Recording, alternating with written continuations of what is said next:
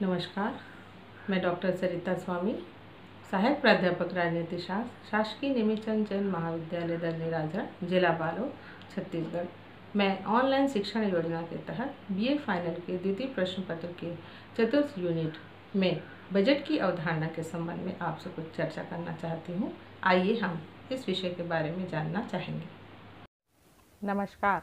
Online शिक्षा portal पद्धति में मैं डॉक्टर सरिता स्वामी, सहायक प्राध्यापक राजनीति शास्त्र, शासकीय नेमीचंद जैन कला एवं वाणिज्य महाविद्यालय दल्ली राजहरा, जिला बालोद, छत्तीसगढ़।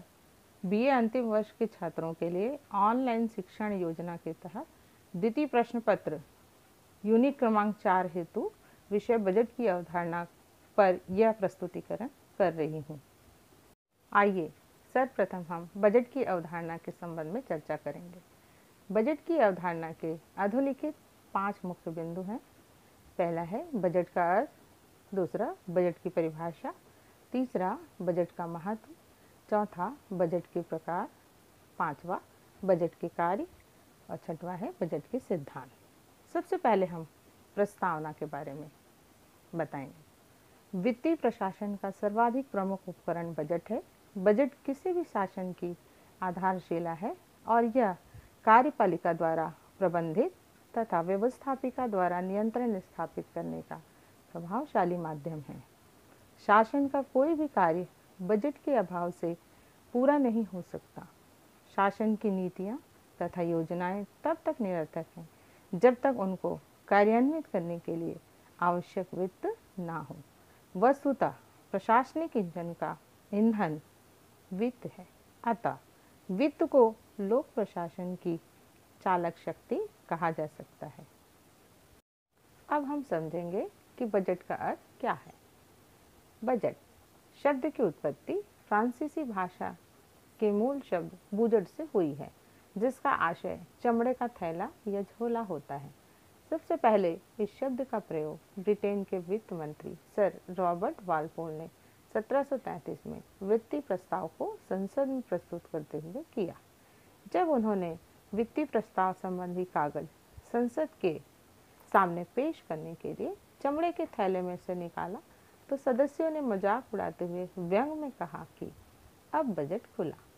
इसके बाद से आय व्यय के ब्यौरे का नाम ही बजट पड़ गया तथा सरकार की वार्षिक आय व्यय के विवरण के लिए बजट शब्द का प्रयोग किया जाने लगा। बजट की परिभाषाएं। बजट की परिभाषाएं विभिन्न विचारकों के द्वारा भिन्न भिन्न ढंग से प्रस्तुत की गई हैं।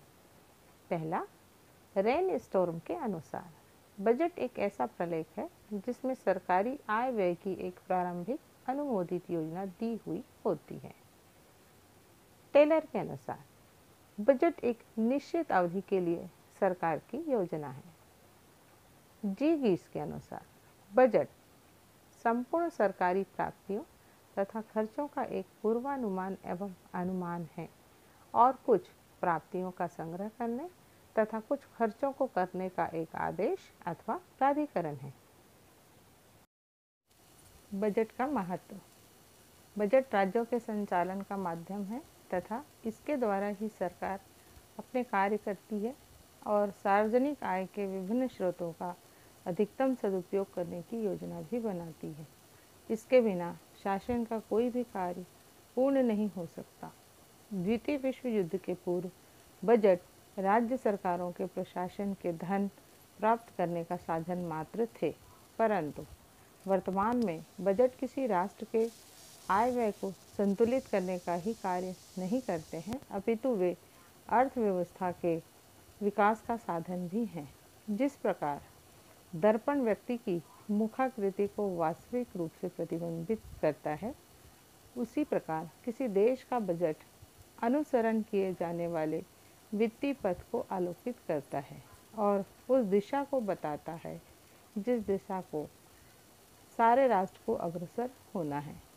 बजट से सरकारी अधिकारी विभागों का प्रशासन समुचित रीति से कर सकते हैं तथा बजट विधायिका को देश की अर्थव्यवस्था पर पूरा नियंत्रण और अंकुश रखने का साधन प्रदान करता है।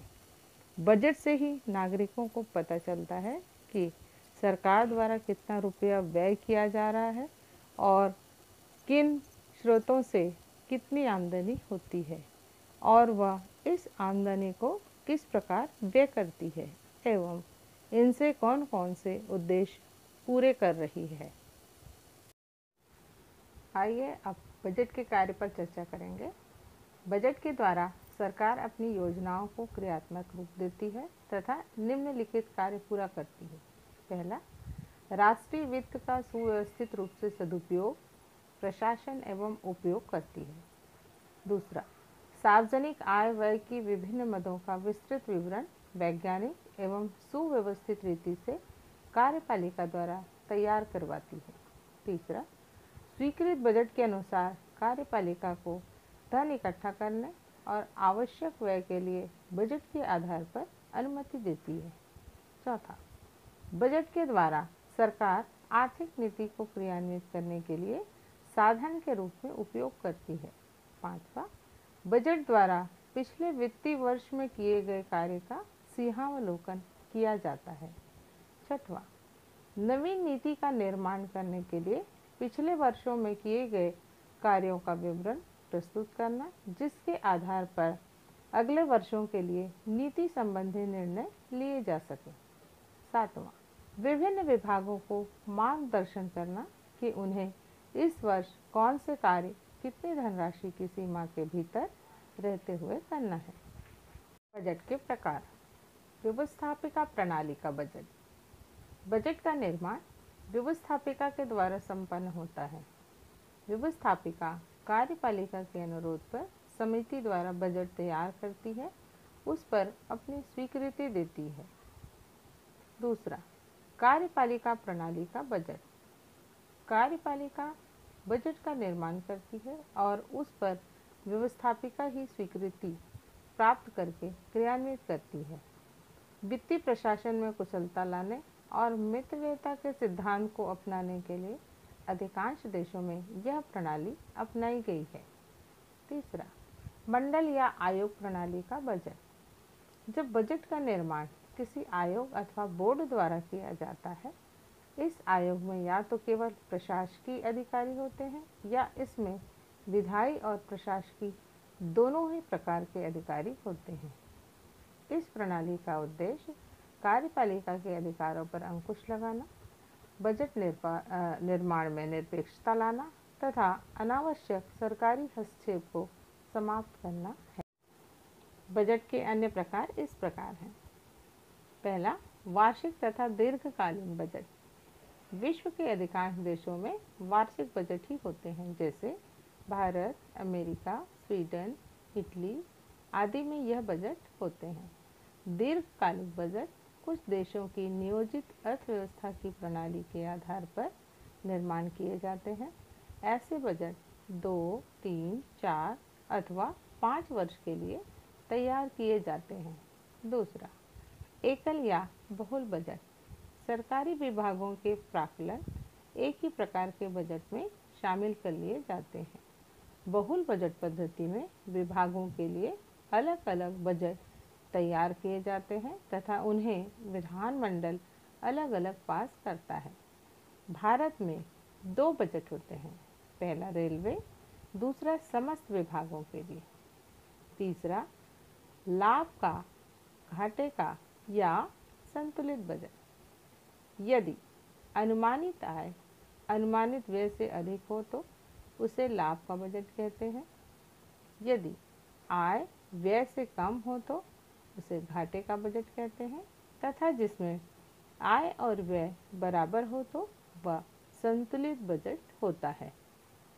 चौथा, नकदी या राजस्व बजट। नकदी बजट वह है जिसके अंतर्गत आय एवं व्यय के अनुमान केवल उसी राशि पर आधारित है जो उस वर्ष के भीतर अवश्य मिले तथा खर्च के मद में जाए।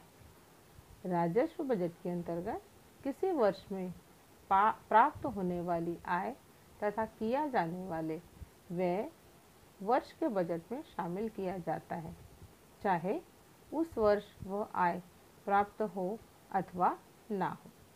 पांचवा, विभागीय या कार्य बजट।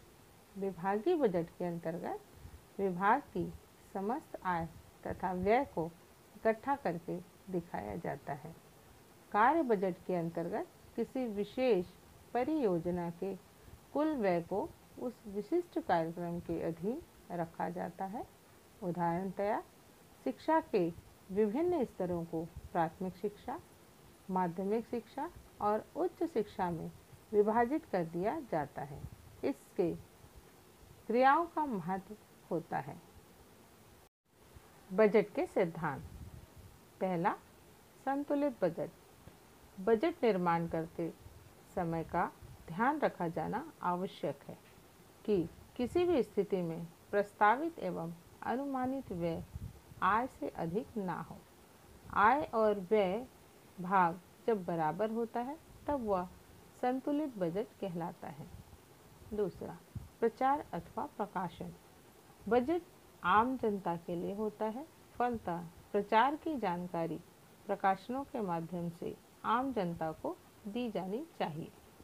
चूँकि बजट को विभिन्न चरणों से गुजरना होता है, जैसे कार्यपालिका द्वारा बजट बनाया जाना तथा व्यवस्थापिका के समक्ष रखा जाना, व्यवस्थापिका द्वारा क्रियान्वित किया जाना, इन अवस्थाओं का पर्याप्त प्रचार और प्रकाशन होना चाहिए ताकि जनता बजट में प्रस्तावित योजनाओं तथा कार्यक्रमों के संबंध में अपने सुझाव दे सके।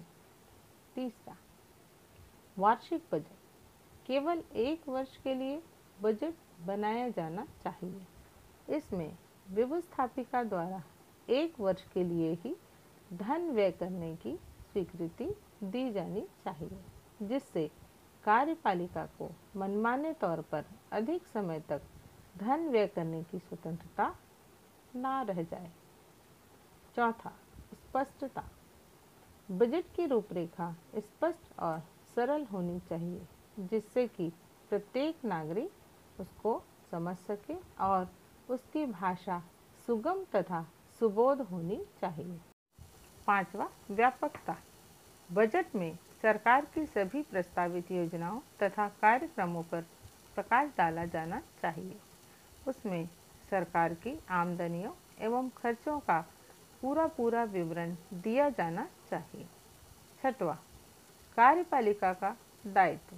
बजट बनाने का कार्य बहुत कुछ कार्यपालिका पर होना चाहिए और चूंकि बजट बनाने का कार्य लंबा एवं बड़ा है, इसीलिए विशिष्ट निकायों द्वारा सहायता दी जानी चाहिए। भारत में वित्त विभाग कार्यपालिका को सहायता देता है।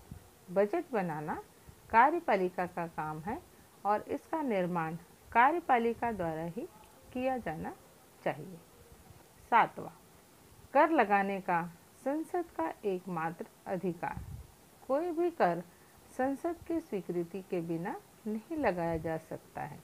सभी कर प्रस्ताव एक बिल के रूप में संसद में प्रस्तुत करने होते हैं। इनके स्वीकृत होने पर ही जनता से कर की वसूली की जा सकती है। आठवां, व्यय पर विधान पालिका का नियंत्रण। कोई भी राजकीय व्यय संसद के स्वीकृति के बिना नहीं किया जा सकता है। प्रत्येक सरकारी खर्च के लिए संसद की स्वीकृति आवश्यक है। सरकार को प्राप्त होने वाली सारी आमदनी, सब प्रकार के ऋणों के भुगतान के रूप में प्राप्त समस्त धनराशियाँ केंद्र या राज्य सरकार की संचित निधि में जमा की जाएंगी।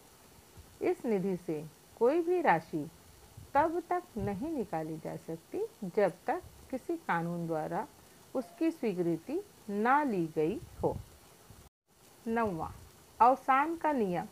एक वर्ष वित्तीय वर्ष के लिए स्वीकृत अनुदान और बजट इसकी समाप्ति पर खत्म हो जाता है।